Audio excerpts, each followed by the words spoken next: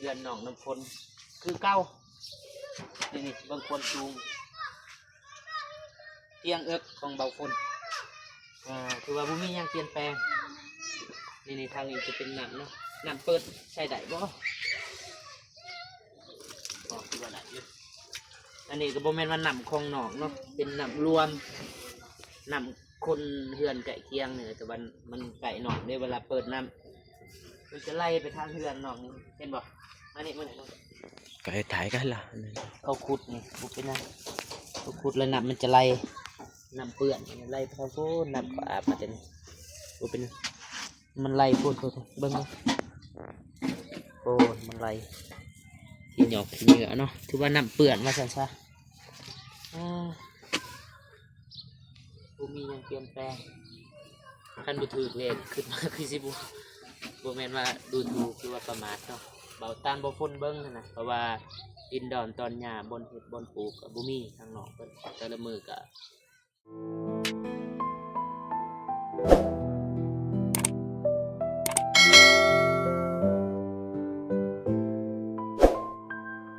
โอเคเนาะพี่น้องตอนนี้เบาฝนก็อยู่ที่บ้านทุ่งวายเมืองท่าแตงแขวงเสกองหรือว่าเป็นบ้านของเบาฝนเองเนาะเอาก่อนอื่นหมดกับกราบทักทายสบายดีเด้อสวัสดีพ่อพี่น้องเบิดสุขสุขคนว่าอยู่ในและก็ต่างประเทศเนาะที่เขามาเบิ้งมาชมคลิปของเบาฝนก็ยินดีต้อนรับทุกท่านทุกคนนะพี่น้อง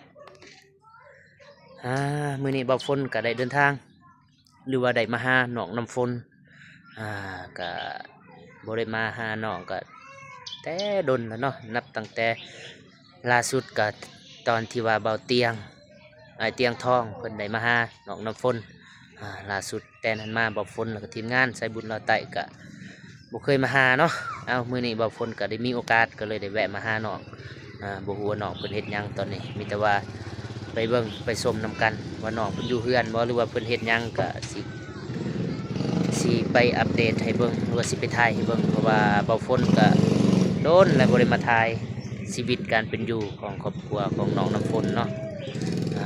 ย่านว่า FC หลายๆคนหรือผู้ใหญ่หลายๆคนคิดฮอดน้อง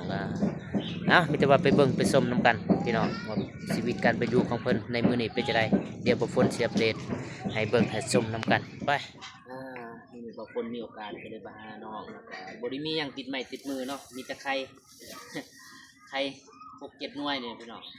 บางคนกับบูริมีแต่ว่า FC บางคอมเมนต์บางคนเห็นคอมเมนต์บอกให้มาหาน้องน้ำฝนวันนี้บางคนมีโอกาสจะได้มาหาไปจะได้กับไปเบิ่งไปชมกันนะพี่น้องไปมาเลยสมุกอยู่ด้วย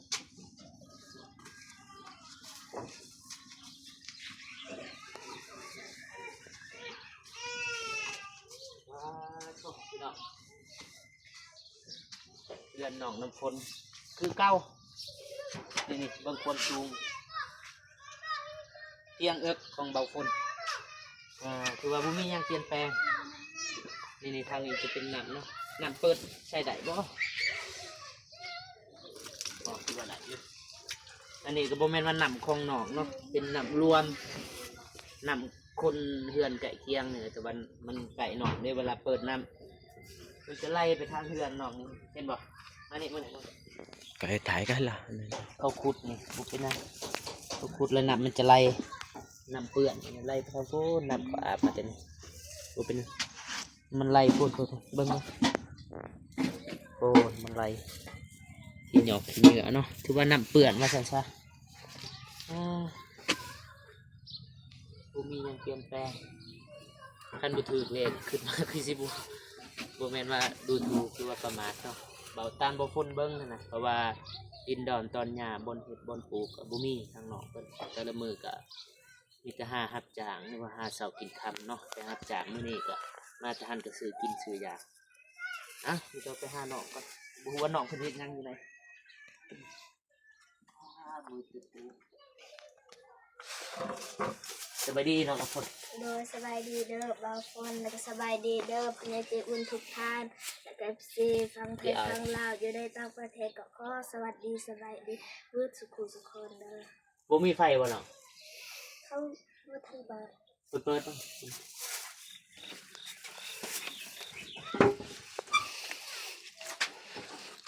มือมีแจกอยู่ปุ๊บดอกไฟก็จะสิโบเห็นพ่อแม่ไปใส่ แม่ไปฮักแม่ไปเสียเนี่ย เสียหยาไป เสียเนี่ยของพ่อเฒ่าแม่เฒ่ารวม เสียหยาพอเท่าไม่เท่า โดย หยาเข่าบ่รวยหยาส่วน เนี่ยเข้า หยาเข่ายังเสียบ่หยาเขาสิหูดเลยแม่นตีหยาส่วนตีคนไปเสียเห็นสบายกินข้าวกินน้ำแล้วมันนึ่งข้าวหรือเปล่า แก้วน่ะนึ่งข้าว นึ่งข้าวแล้วล่ะ โดย เฮ็ดหยังกินมื้อนี้ แก้ว ใส่แจ่วจ้ะ ดูไหน ไปเบิ่งว่าแจ่วเนี่ยอะไรฟ้าคนมาแต่สวนนะพี่น้องคำแรงลงมาพวก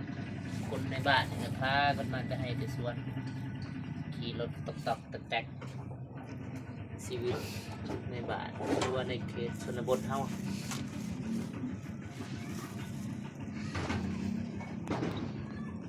น้องน้ำปน เบิดแล้ว เบิดแล้ว โดย อ้าวสิเอาหยังกินบัดเนี่ย คุก จักโมงแม่สิมา 5 โมง 5 โมงเดี๋ยวนี้ก็4 โมงอีกชั่วโมงหนึ่งพูดแล้วบ่สิเฮ็ดหยังกิน บ้าง กินบ่ไข่นี่ เป็น 5-6 หน่วยเนี่ยนะบ่มีอ้ายก็บ่มีซื้อซ้ำกินนี่แหละข้าวแรงนี่เพราะว่าดนแล้วอ้ายก็บ่ได้เข้ามานับตั้งแต่อ้ายเตียง หรือว่าอ้ายเตียงทองเพิ่นได้เข้ามาหาน้องน้ำฝนก่อนเลยสิเมื่อแล้วก็ทางเบาตูนก็ได้มาหาเนาะทางเบาตูนเบานงได้เอาเงินมาให้แม่นบ่เบาฝนจือผู้ผิดทางเบาตูนเบานงแล้วก็ไอ้เตียงก็ได้มาล่าสุดแต่ว่าเบาฝนก็โอ้ยดนเลยคันสิว่าก็ได้นะหลังจากไอ้เตียงเพิ่นมาอัปเดตแล้วก็บ่ทันมีไผเข้ามาโดยเฉพาะเบาฝนแล้วก็เบาเจ็บกับบ่ทันได้เข้ามาเอ้าใคร โดยตกใจเด้อ เด้อจะได้กินอยู่นะ ก็เพราะว่า เพราะว่าวะ โดย มีบ่เกลือเป็นหนัวมีอยู่ไปใบอยู่นะมานั่งนี่เป็นแจงบ่มือก่อน แจ้ง น้องไปใส่ หลังวางไปนำนั้น เป็นแม่ไปชวนคือกัน โดย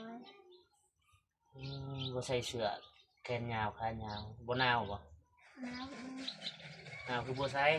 อันนี้มีซื้อ บ่มีชุดอันนี้บ่ชุดกันหนาว บ้า ชุดมือซองคือน่าจะมีมื้อหน้ากันว่าบ่คนมีเงินก็สิซื้อมาให้ซ้ำชุดหนึงบ่หลายดอกชุดหนึง สุดมือซองนี่แหละสุดกันหนาวเสื้ออันนี้บาง อันนี้เงินโตนับเบาตัวให้ ๆมันเบาตูนมาให้ โดย ถ้าได้เบาตูนมาให้มื้อน่ะ ล้านไป ล้านปลายชื่ออยู่บ่ของผู้ใหญ่ผู้ใด บ่จืด หลายคนเนาะ โดย เป็นยูคลิปของเบาตูนเขายังไงบ่เขาที่ว่าเบาเตียงเอามาให้ยังบ่ ยังตัวยังน้อย ยังน้อยเดียว โดย แม่ก็ไปหาเสียหญ้าบางมื้อก็ไปรับจ้างเนาะ โดย น้องน้ำฝนเฮ็ดหยังส่วงนี่ เอาไปเฮียน ไปเฮียน โดย วันเสาร์วันอาทิตย์นี่ไปไส ไปทับจากคือกัน จ้างรับจ้างเฮ็ดหยัง ไปเก็บกาแฟ เก็บกาแฟได้มื้อเท่าไดเก็บกาแฟ มือละ90 แสนป้าย ถือว่าหลายเติบนะพี่น้องมือละ90หรือว่าแสนต้นๆนี่แหละแสนกว่าๆหน่อยนึงก็ประมาณอยู่100 กว่าบาทประมาณนี้แหละ170หรือว่า160 70ประมาณนี้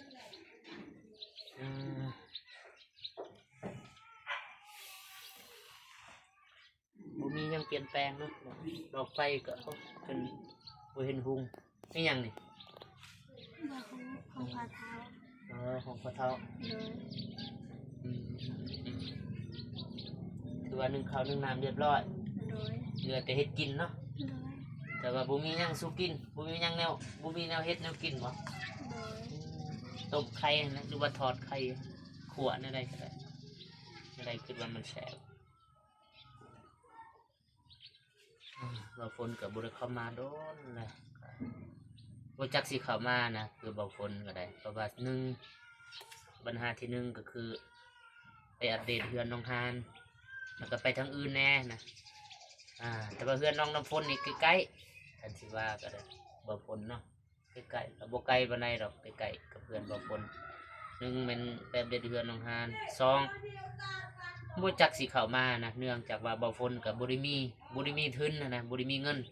ที่ว่าจะซื้อเครื่องมาให้น้องนะคันว่าสิเข้ามาซื้อๆก็จักแนวใดนะ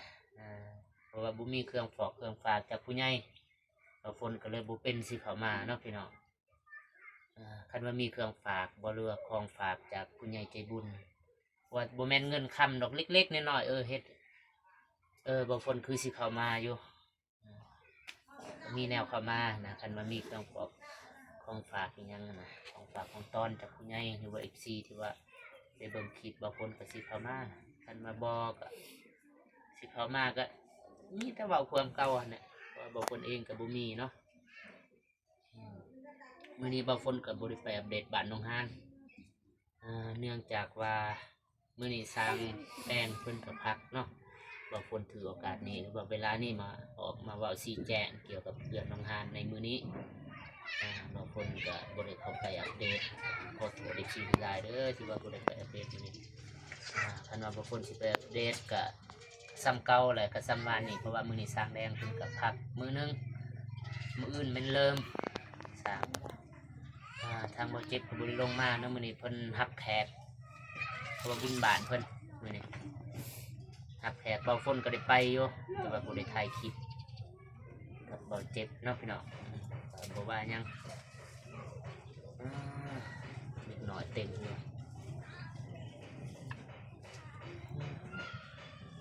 ไปจะได้ช่วงนี้เรียนได้อยู่บ่ได้ที่หยังโอ้ ไปที่ ที่60 โดย สมันได้ที่สูงแต่ที่60แม่นพอที่60 แม่ แสดงว่าบูฮูที่ บางคนมั่วสวดที่60แสดงว่าอาจารย์เพิ่นก็เพิ่นประกาศเนาะช่วงนี้ได้ฟันเห็นพอหรือว่าเคยฟันเห็นบ่ช่วง บ้า เป็นยังคือบ่ฟันบ่อยากฟันบ่หรือว่าอยากฟัน อยาก คันว่าเลือกได้ระหว่างฟันเห็นพอกับบ่ฟันตัวใดดี อยากฟันพา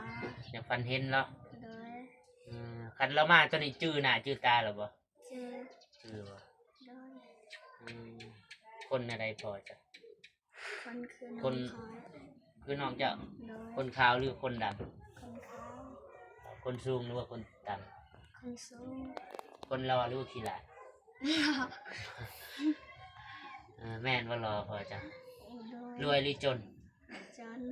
จื้อเนาะตัวนี้ตัวรวยหรือจนนี่จื้อขนาดบางคนก็เบาหยอกนอกเนาะเพราะบางคนก็เห็นอยู่ก่อนเนาะ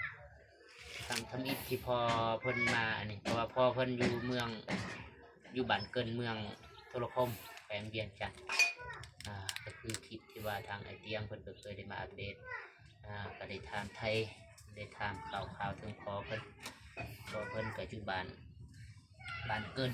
เมืองโทรคมเนาะ โดย แฟนเมืองจันทน์พอเป็นมาทำอิฐกับมาพักเพื่อนของเบาฝนนี่แหละเป็นน้องหักของพ่อเบาฝนเองแล้วก็ได้เห็นกับ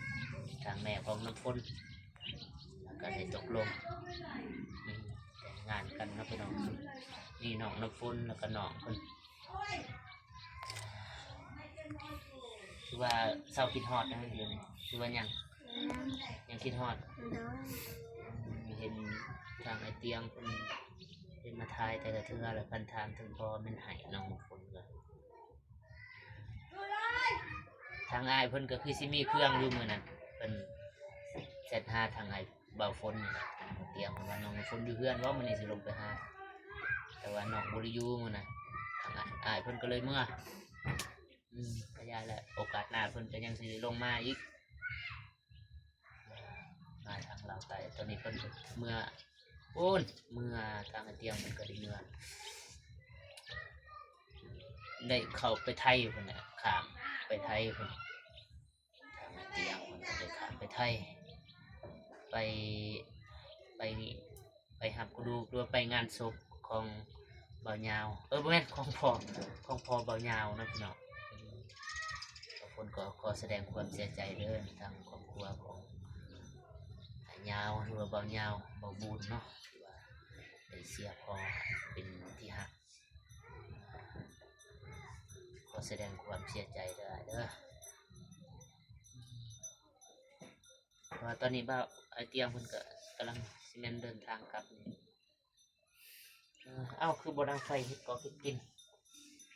ถามแม่ ถ้าแม่มาถอดไข่ โดย จังสันละบ่มีหยังหายก็เลยมีแต่ไข่6 ฟองหรือว่า6 หน่วยนี่แหละจะอาจสิเดินทางกลับก่อน โดย ตอนนี้ก็ยกมือคันเนาะส่วนกลับก่อน โดยขอบใจเด้อ ใจกลับก่อนเอาไปเปิดกล่องกดจะถ่ายทางนี้